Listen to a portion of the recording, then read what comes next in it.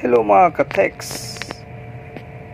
Share ko lang sa inyo kung paano magtanggal ng connector sa AD board na hindi masisira ang connector. Yeah?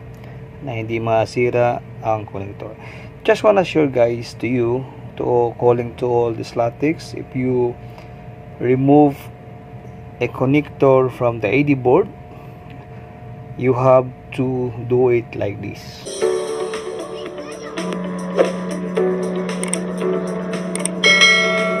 So once you are going to remove the connector, so at first guys, do not remove from this line, because otherwise it's gonna break this connection, this connector.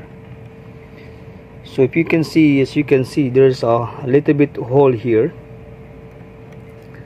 this side. So you have to use this very tiny, very thin tool. So to do that, you have to point out this little bit hole, then pull or push the lock. That is the lock. Yeah, do like this, then pull or push, bring out, other side, bring out and bring out. Right, so once you move it here, as it's already loosened, now you can also remove the side. Right, so very quick, very easy. So for it, you don't break the connector. So ito lang mga kamaski, mga katul, mga katul kamaski.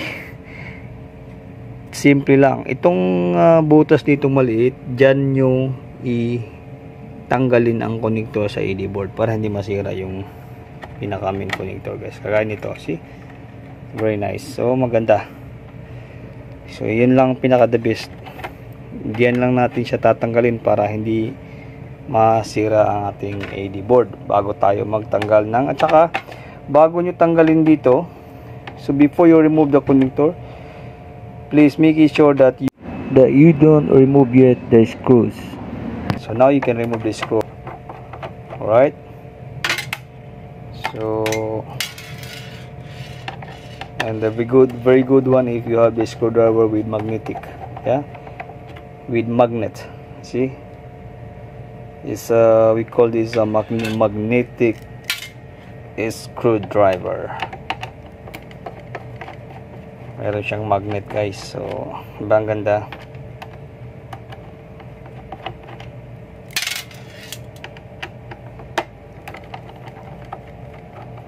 So if you don't have walang nagbibigay sa inyo, so you can use your magnetic. Now you can remove. So we don't have parts, we have to troubleshoot this with the other monitor.